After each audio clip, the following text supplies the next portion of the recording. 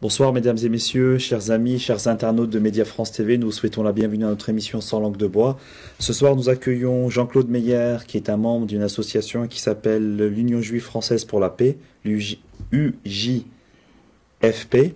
Donc Jean-Claude est un grand militant pour la cause palestinienne et comme ces derniers jours, ces dernières semaines, il y a une actualité bouillonnante au Moyen-Orient, je dirais une actualité dramatique par rapport à ce qui se passait ces derniers jours. Notamment, il y a eu plus de 50 personnes qui ont été tuées par l'armée israélienne parce qu'ils ont voulu contester la décision du président des États-Unis d'Amérique de déplacer donc son ambassade de Tel Aviv à Jérusalem. Plus exactement, il a déplacé son ambassade à Jérusalem. Et c'est arrivé à un jour où c'est les 70 ans donc de la Nakba, mais c'est aussi les 70 ans de l'État d'Israël. Donc nous sommes ce soir sur ce plateau pour écouter et poser des questions à Jean-Claude Meyer, à qui nous souhaitons la bienvenue. Merci. Voilà. Alors ma première question, c'est quel est ton commentaire et ton analyse par rapport à ces derniers événements, ce qui s'est passé à Gaza, et suite au décès des 55 personnes, notamment un certain nombre de civils, d'enfants et de femmes. Oui, alors c'est une action qui a démarré le 30 mars et qui avait été annoncée. Et c'est une chose assez nouvelle, il faut le dire. Bon, parce qu'on a connu, par exemple, des actes de résistance armés, du point de vue de la résistance palestinienne. On a connu, y compris, deux intifadas, qui étaient aussi assez violente, bon, mais c'est la résistance.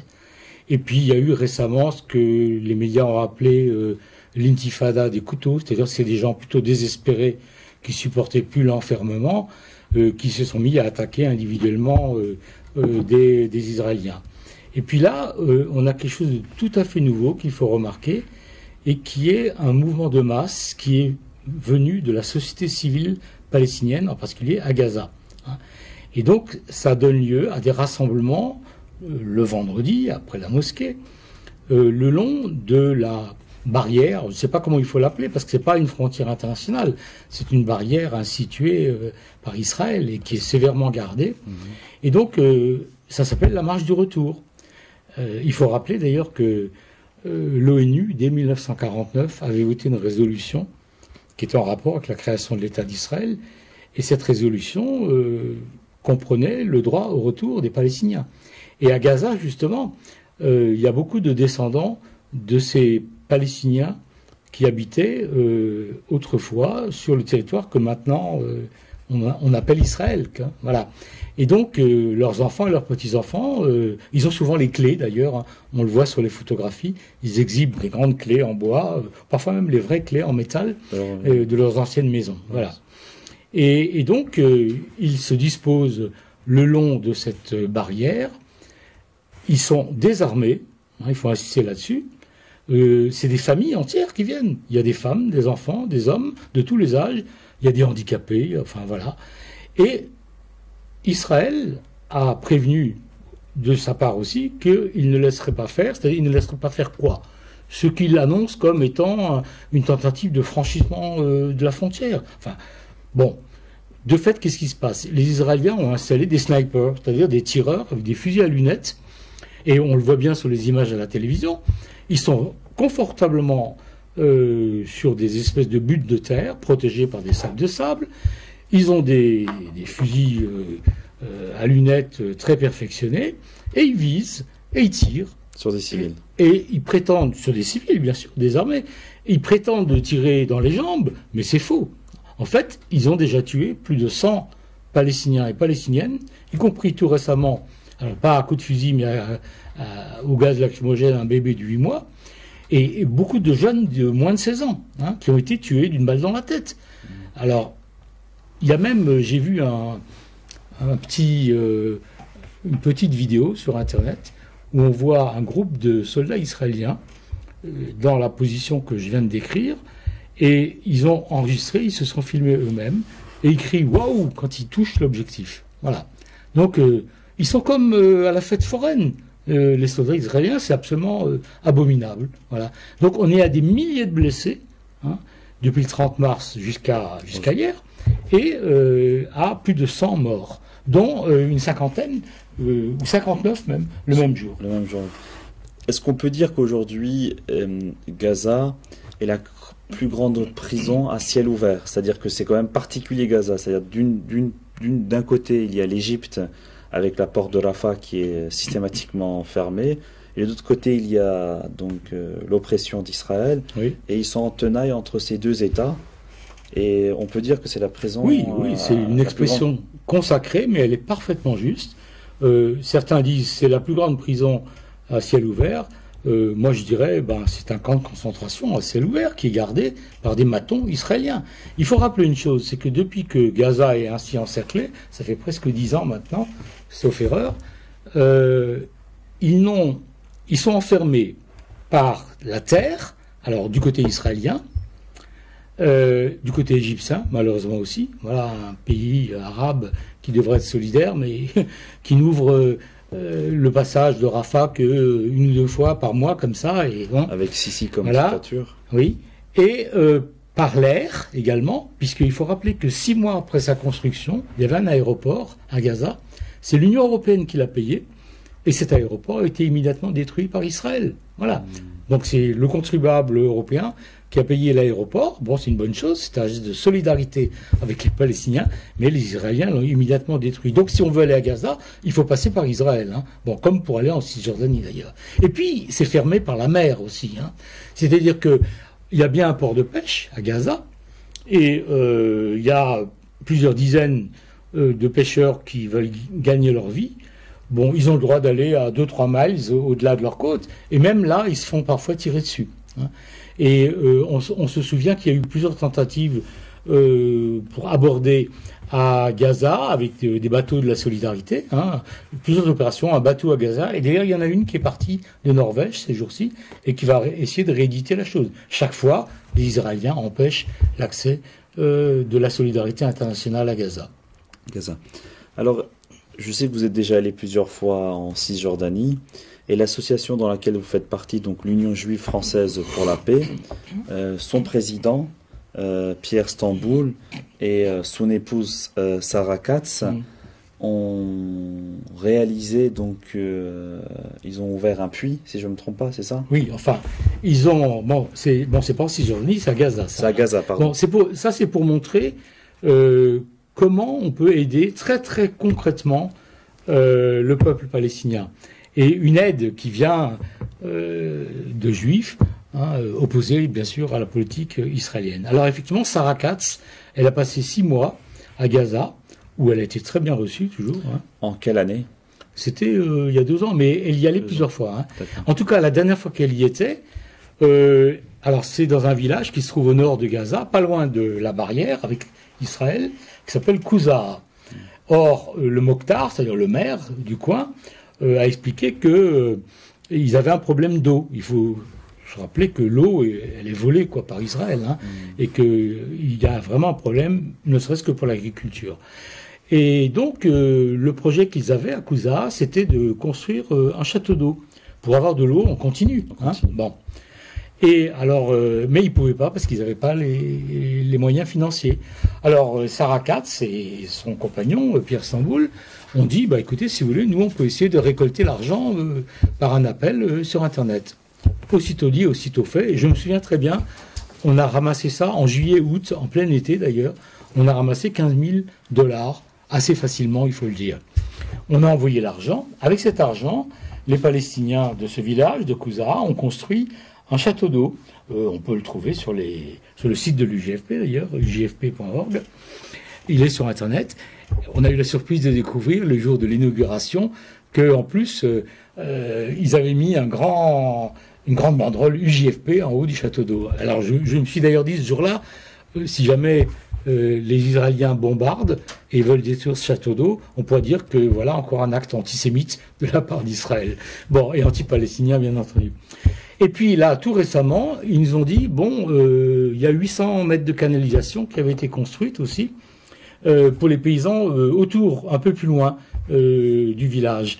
Mais là aussi, on n'a pas l'argent pour continuer. Alors, rebelote, on leur dit, écoutez, nous, on va essayer, on ne sait pas si ça marchera, mais ça a marché assez rapidement aussi. Et donc là, c'est tout récent. La semaine dernière, on a reçu les vidéos, les photos de l'inauguration officielle. Alors, il faut imaginer la tribune, un drapeau français, un drapeau palestinien, les autorités locales, les discours, et pareil, UJFP marqué un peu partout, quoi. Voilà. Une inauguration officielle. Officielle, voilà. Et donc, on est très content d'apporter un soutien concret à des agriculteurs palestiniens qui ne demandent qu'une chose, c'est de vivre de leur travail. Tout à fait. Une autre question qui me vient à l'esprit, vous êtes un Strasbourgeois, vous êtes né à Strasbourg, je ne sais pas. Non, je suis né à cause de la guerre ailleurs, mais je suis un Alsacien. Vous êtes un Alsacien depuis des générations. Des générations. Oui. Et le fait que vous êtes un Français de confession juive et que vous soutenez la cause palestinienne contre le gouvernement d'extrême droite israélien de Benjamin Netanyahou et que vous êtes également antisioniste. Et je veux dire, dans la communauté juive de France, je ne sais pas, il doit y avoir peut-être 500 ou 600 000 âmes. C'est ce qu'on dit, 500 000, ouais. Un demi-million. Je veux dire, quel est le pourcentage des personnes qui ont, on va dire, votre réflexion et votre analyse?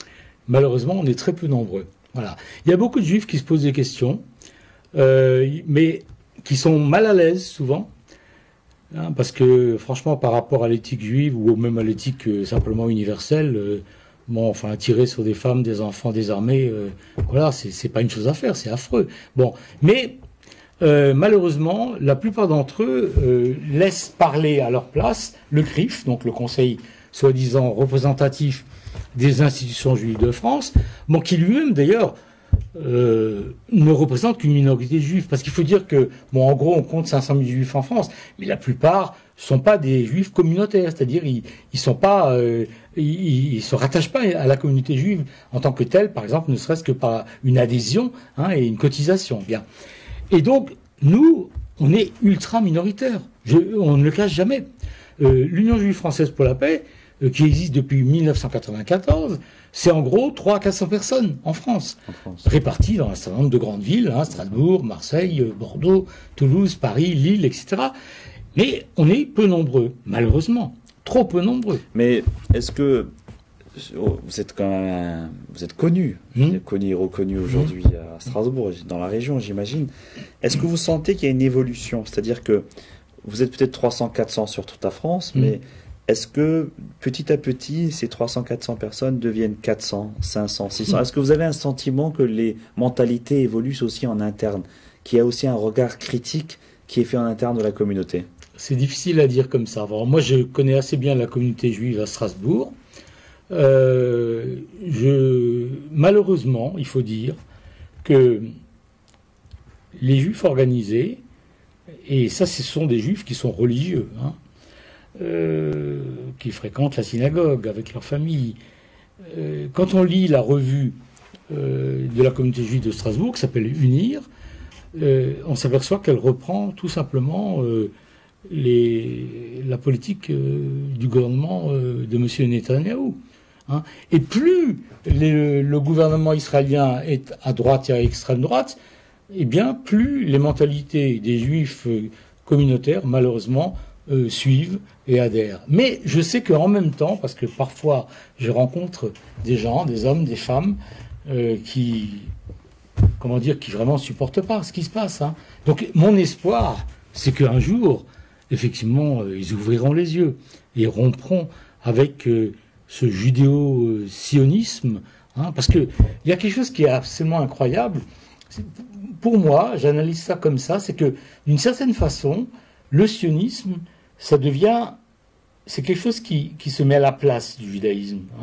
Et alors il y a une confusion aussi aux yeux de l'opinion publique qui est très détestable, parce que malheureusement, on s'aperçoit que la politique du gouvernement israélien et le fait que le CRIF soutienne et que les dirigeants communautaires soutiennent cette politique criminelle, eh bien, ça produit de l'antisémitisme en France. Parce que les gens confondent juifs, sionistes, israéliens, donc c'est une vraie catastrophe. Le sionisme, c'est le meilleur allié de l'antisémitisme. C'est ce qu'on pense à l'UJFP. Une question sur votre appartenance. Alors, vous faites partie d'un réseau antisioniste international. Est-ce que vous pouvez nous dire aussi quelques mots Oui. sur ce réseau? Oui, alors effectivement, c'est un réseau un peu informel, mais qui existe dans pas mal de pays, mais qui est né dans les pays anglo-saxons, États-Unis, Australie, Canada, etc. Mais il y a quelques membres aussi en Europe. Donc ça s'appelle IJAN, donc c'est International Jewish Anti-Zionist Network. En français, ça veut dire Réseau Juif Antisioniste International. Bien. Donc, disons que ce sont des gens c'est une organisation qui a des positions, on peut dire, encore plus radicales que l'Union juive française pour la paix. Voilà. C'est une organisation anti-impérialiste, c'est une organisation qui, par exemple, a soutenu le mouvement des Noirs américains, Black Lives Matter, hein, voilà, les vies des Noirs comptent aussi, etc.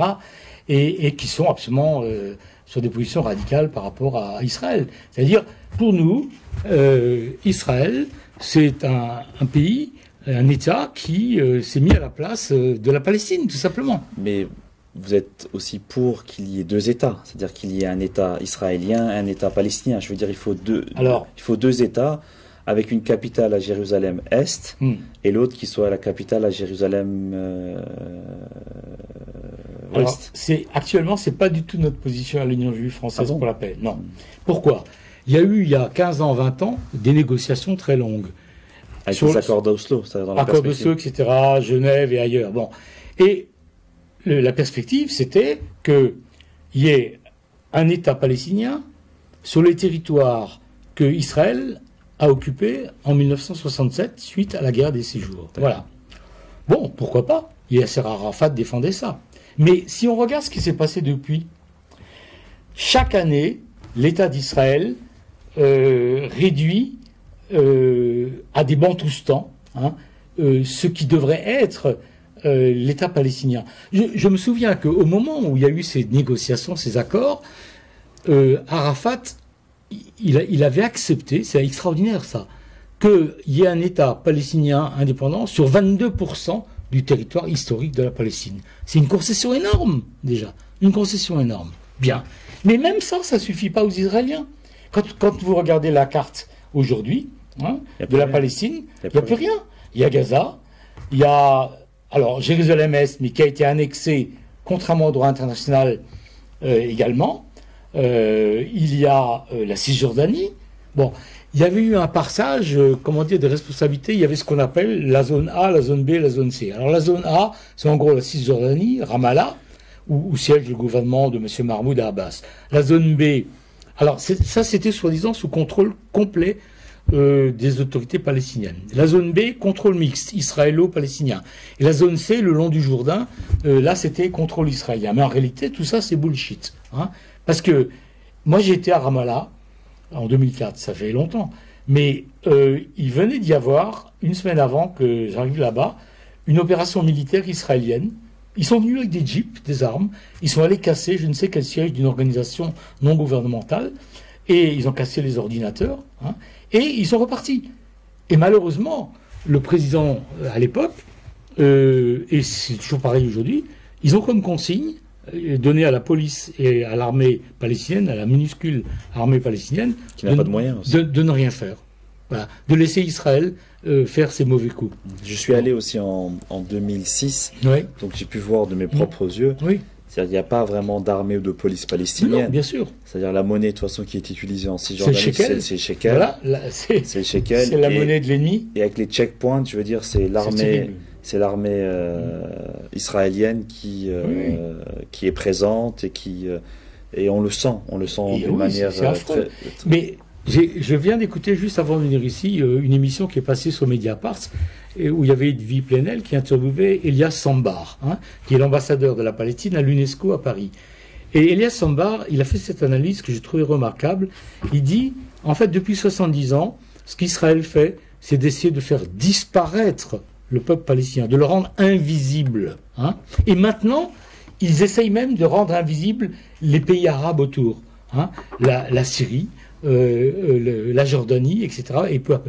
Donc, c'est exactement ça. Alors, bien sûr, c'est pas un génocide, mais toutes les mesures qui sont prises par Israël sont destinés à pourrir la vie de la population, de manière à ce qu'ils disent c'est plus possible, on s'en va. Hein. Bon, heureusement, est-ce que ils résistent. Vous qui suivez ces questions depuis très longtemps, est-ce que vous pensez que dans l'opinion internationale, c'est-à-dire chez les Français, chez les Allemands, chez les Suisses, chez les Belges, et d'une manière plus générale, c'est-à-dire pas uniquement l'Occident, mais dans d'autres continents, est-ce que vous pensez qu'aujourd'hui, la cause palestinienne, qu'il y a beaucoup plus un éventail qui est beaucoup plus large et que les personnes, en termes de millions d'habitants, sont beaucoup plus sensibles sur cette cause? Est-ce que vous pensez que la cause palestinienne a évolué sur les 15-20 dernières années? C'est incontestable. Moi, je me souviens de 1967, par exemple. La guerre, voilà, où Israël, la guerre des 6 jours, Israël a fait croire, et il réussissait à l'époque, que ce pauvre petit pays était agressé par les pays arabes autour, n'est-ce pas? En réalité, c'est absolument aberrant. Israël, c'est une grande puissance militaire, grande puissance technologique, c'est une économie capitaliste, libérale, développée, et donc ils sont plus forts que tous les pays arabo-musulmans réunis. Ils ont la bombe atomique, hein, ils ne le disent pas, ils ont 150 têtes nucléaires, Israël. Donc, ils essaient toujours de faire croire, et encore aujourd'hui, ils disent, voilà, nous on se défend contre l'invasion, n'est-ce pas, de la population de Gaza. Enfin, c'est n'importe quoi, c'est n'importe quoi. Bon, et donc, en 67, Israël avait encore la sympathie de beaucoup de gens, parce qu'on n'était pas loin du génocide des nazis contre les juifs. Bon, mais aujourd'hui, je dirais, de plus en plus, moi je sens que, en fait, l'opinion publique mondiale, hein, et même en Europe, bon, parce que dans les pays comme l'Afrique ou comme les pays musulmans, l'Indonésie ou ailleurs, c'est un peu normal quoi qu'ils sympathisent avec les musulmans, voilà. Mais même en Europe, je pense que il y a d'un côté les gouvernements qui défendent mordicus Israël et le sionisme, et de l'autre côté la population qui de plus en plus se range du côté du peuple palestinien. Une dernière question sur le nombre de Palestiniens qui vivent en Israël actuellement. C'est-à-dire, j'ai entendu un chiffre de 20%. Oui. Qu'il y a 20% de Palestiniens qui ont la nationalité israélienne, donc qui sont des Arabes. Alors attention, là, il faut être très précis. Il y a 20%. Alors, en Israël, effectivement, il y a 20% de la population qui n'est pas juive. Alors, il y a des Russes, il y a des Asiatiques, par exemple, les bonnes utilisées dans les familles bourgeoises. Avant, c'était parfois des Palestiniennes, mais maintenant, c'est des gens qui viennent du Cambodge, du Laos, etc. Bon, comme ça, ils ont moins d'ennuis, croit-il, etc. Bon, donc c'est l'exploitation de la main-d'œuvre, la meilleure marché. Mais il y a 20% de Palestiniens. Alors, c'est qui? Ce sont des gens qui n'ont pas quitté en 48, ni en 67, ni en 73. Chaque fois qu'il y a eu des conflits, ils sont restés. Voilà. Donc, qui ne vivent pas en Cisjordanie, qui ne sont pas à Gaza, mais qui sont en Israël, Israël d'aujourd'hui. Contrairement à ce que vous avez dit, ils sont citoyens d'Israël, mais ils n'ont pas la nationalité israélienne. D'ailleurs, c'est impossible. Ça, c'est une chose que les gens ignorent. Il n'y a pas de nationalité israélienne. Mais comment ils vivent alors? Ils ont un titre de séjour, c'est ça? Ils ont... Non, mais attendez, mais même les Juifs... Il y a un an ou deux, il y a quelques Juifs antisionistes de notre genre qui ont dit on en a assez de cet État théocratique, hein, où effectivement il n'y a pas de mariage civil, il n'y a pas d'enterrement laïque possible, etc. Et on veut avoir un passeport sur lequel il soit écrit nationalité israélienne. Ils sont allés jusqu'à la Cour suprême et ça a été refusé. Il n'y a pas de nationalité israélienne. Pourquoi? Sur les papiers que vous avez, il y a marqué nationalité juive, nationalité russe, pour ceux qui sont venus de l'ex-Union soviétique, nationalité palestinienne, enfin c'est pas palestinienne d'ailleurs, c'est arabe en plus parce qu'ils nient l'existence de la Palestine, donc c'est arabe, etc. Hein, donc c'est les nations au sens, on peut dire, de ce qu'était autrefois l'Empire ottoman d'ailleurs, ou l'Empire austro-hongrois, hein, donc des nations ethniques si on peut dire, hein, voilà. Mais Israël c'est comme ça aujourd'hui. Il n'y a pas de nationalité israélienne. Alors les 20% de Palestiniens, c'est des citoyens de seconde zone. Hein. Ils ont moins d'écoles, moins de santé, moins d'eau, il leur est interdit d'acheter des appartements. Hein. Ce sont vrais. Et de plus en plus, il y a un système... Alors certes, il y a des députés qui sont élus sur une liste arabe à la Knesset, au Parlement israélien. Mais ils n'ont pas le pouvoir qu'ils devraient avoir par rapport aux 20% qu'ils sont. L'accord Union européenne-Israël et également la campagne de BDS. Voilà. Alors, si vous pouvez nous en dire un peu plus. Bon, ça c'est une chose que... Alors, quand on se demande qu'est-ce qu'on peut faire pour aider les Palestiniens. Alors j'ai donné des exemples déjà avec le château d'eau et les canalisations à Couzar. On peut multiplier ça. Hein. Il y a des médecins qui vont soigner les blessés, etc. Il y a des collectes qui sont faites pour les hôpitaux de Gaza qui manquent de tout, surtout en ce moment. Mais il y a une chose que les gouvernements pourraient faire, et il y a une chose que les citoyens peuvent faire. Alors les gouvernements, qu'est-ce qu'ils peuvent faire? Ça concerne l'accord Union européenne-Israël. Alors c'est un accord sur les droits de douane qui existe entre l'Union européenne et l'État d'Israël, et cet accord fait que Israël paye un minimum de droits de douane pour exporter ses marchandises chez nous. Bien. Mais dans l'accord, il y a un article qui dit que en cas de non-respect des droits de l'homme, l'accord peut être suspendu. Alors nous demandons au gouvernement français et au gouvernement de l'Union européenne de suspendre cet accord. C'est une arme économique puissante, mais personne ne le fait. Macron ne le fait pas, Madame Merkel ne le fait pas, personne ne le fait. Et pourtant il pourrait le faire. Si vraiment il soutenait ne serait-ce qu'un minimum le peuple palestinien, il voulait protester contre Israël, sa politique agressive, eh bien, il suspendrait l'accord Union européenne-Israël. Alors, l'autre aspect, ça concerne plutôt les peuples et les sociétés civiles. Donc, c'est le BDS, c'est-à-dire boycott, désinvestissement, sanctions. Alors, il faut rappeler que cette opération a été lancée par 170 organisations palestiniennes il y a déjà 15 ou 20 ans. En Palestine. En Palestine, depuis la Palestine, voilà. Et c'était aussi une manière de lutter autre que la lutte armée, hein, qui, vu le rapport de force entre Israël et la Palestine, c'est la lutte armée ne peut pas vaincre, c'est pas possible. Donc il faut trouver d'autres méthodes. Hein. Bien. Et alors ce BDS, il a été repris depuis dans le monde entier, aux États-Unis, au Canada, au Japon, en France, en Allemagne, etc. Dans des pays africains. Bon, et donc ça consiste en quoi? Alors le citoyen lambda, lui, ce qu'il peut faire, c'est surtout la partie boycott. C'est-à-dire, bon, il y a le ramadan qui a commencé, je crois, aujourd'hui, ou qui commence aujourd'hui. Quelques jours. Alors voilà, c'est un appel que je lance aux musulmans qui nous regardent. Je sais que vous consommez des dates à cette époque, au moment de la rupture du jeûne. C'est une tradition prophétique. Quand vous achetez des dates, faites attention, n'achetez pas des dates, c'est la variété Medjool, c'est la meilleure, malheureusement, mais la plupart du temps, ces dates viennent d'Israël. Elles viennent plus exactement des territoires occupés par Israël et elles se présentent sous la forme comme si elles étaient israéliennes. Alors, voilà quelque chose. Alors, c'est pareil avec les oranges, les pamplemousses, les avocats, Yafa, etc. Donc, vous appelez au boycott de ces produits. Boycott des produits.